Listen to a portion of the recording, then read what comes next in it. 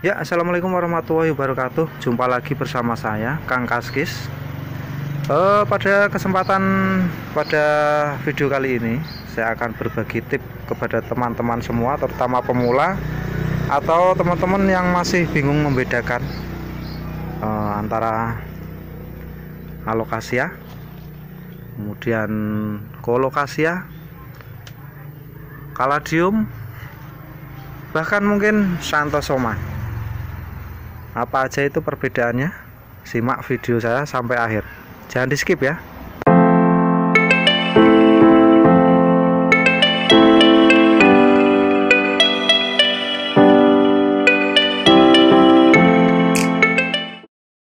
Nah, kebetulan di samping rumah saya ini ada beberapa jenis tanaman dari genus alokasia, kolokasia, kaladium, dan xanthosoma, dan ada yang sengaja saya tanam ataupun yang memang tumbuh liar di samping rumah saya ini.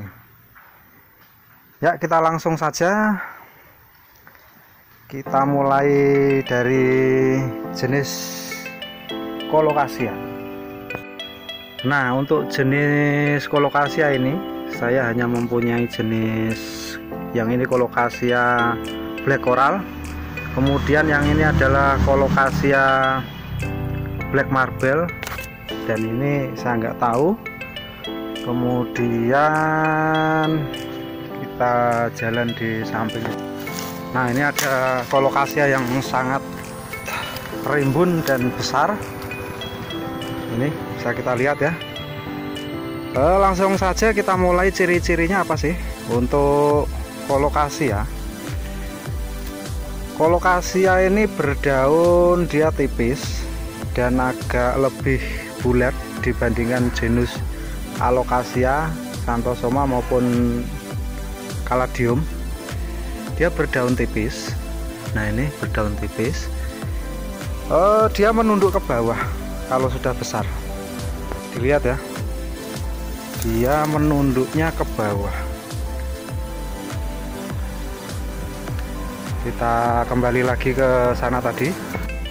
Nah, untuk kolokasia itu sendiri, selain berdaun tipis, dia ada beberapa jenis yang beberapa variasi yang warnanya memang cukup mencolok ya, terutama mungkin ada kolokasia mojito, dan yang terbaru mungkin ada yang lagi tren, ada kolokasia paros ya, atau topeng Firaun ya.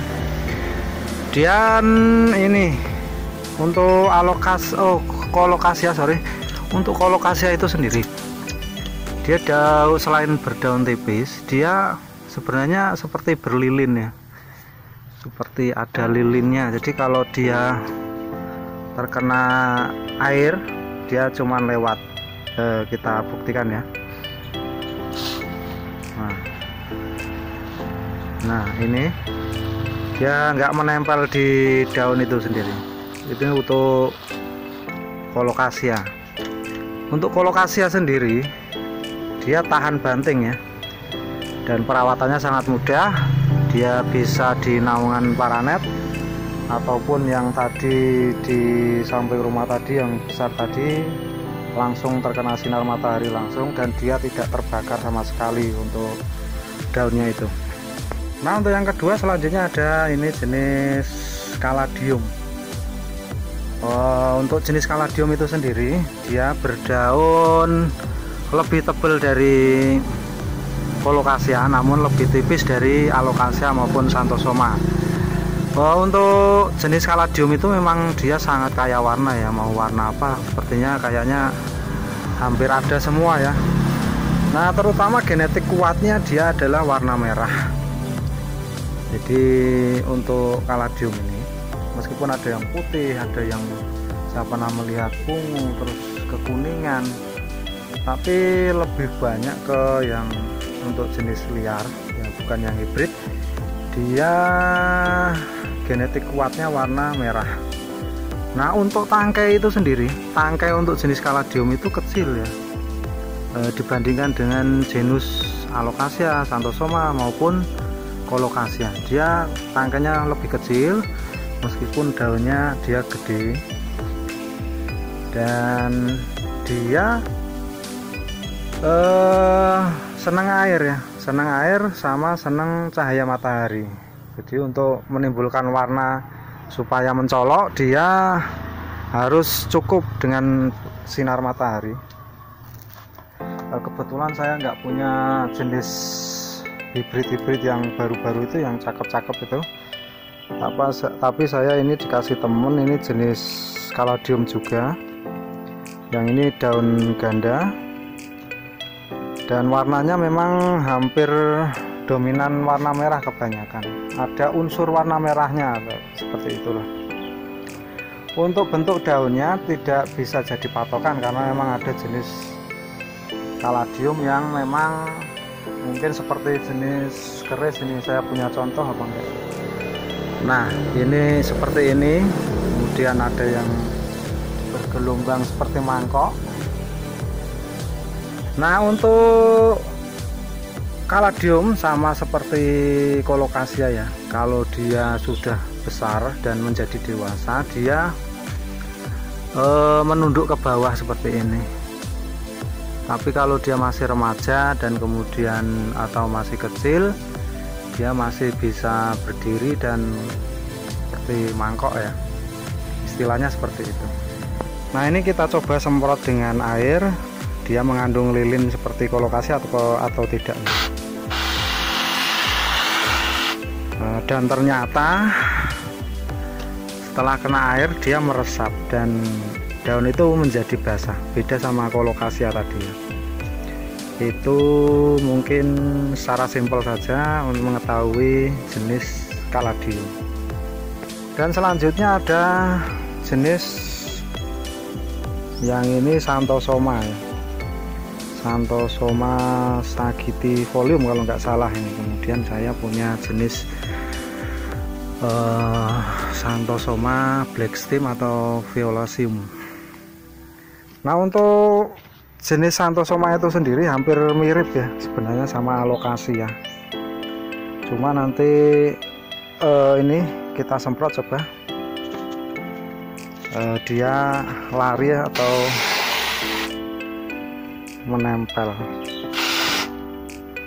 dan ternyata dia perpaduan antara colocasia sama alocasia ya. Jadi ada yang menempel seperti ada lilin-lilinnya juga, tapi ada yang lari, tapi overall dia membasahi daun.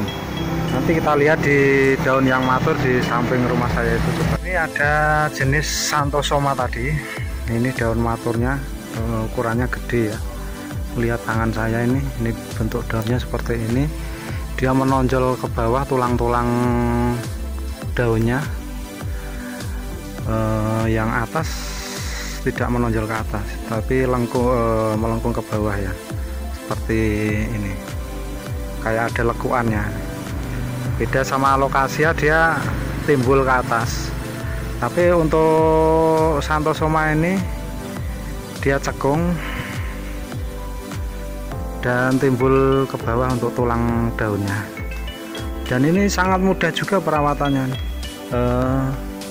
Perkembangbiakannya juga gampang, mudah dijumpai dimanapun dia. Beda sama jenis alocasia memang agak rewel ya. Saya belum mempunyai jenis Xanthosoma, terutama mungkin ada Xanthosoma cladithecus itu istilahnya. Kemudian ada Xanthosoma tato ya, itu juga termasuk jenis Xanthosoma. Nah, kita lanjut aja ke yang tadi, kembali ke yang tadi. Kita akan membahas yang terakhir, ada jenis alocasia ya. Ini memang sengaja saya bandingkan dengan yang mirip-mirip karena memang apa ya, kalau dibandingkan dengan mungkin jenis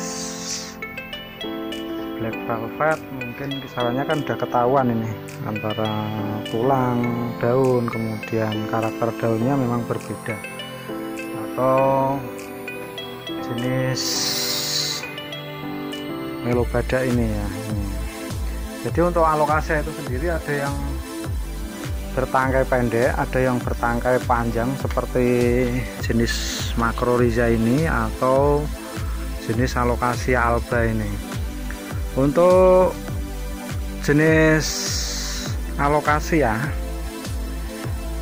ini memang hampir semuanya dia karakter daunnya dia naik. Nah ini seperti jarang bergelombang yang sangat ekstrim. Yang tadi kalau Colocasia dia seperti ini. Mungkin ada jenis alokasia yang memang seperti itu, tapi sangat jarang dijumpai, dan ini hampir-hampir mirip ya, cuma sangat beda.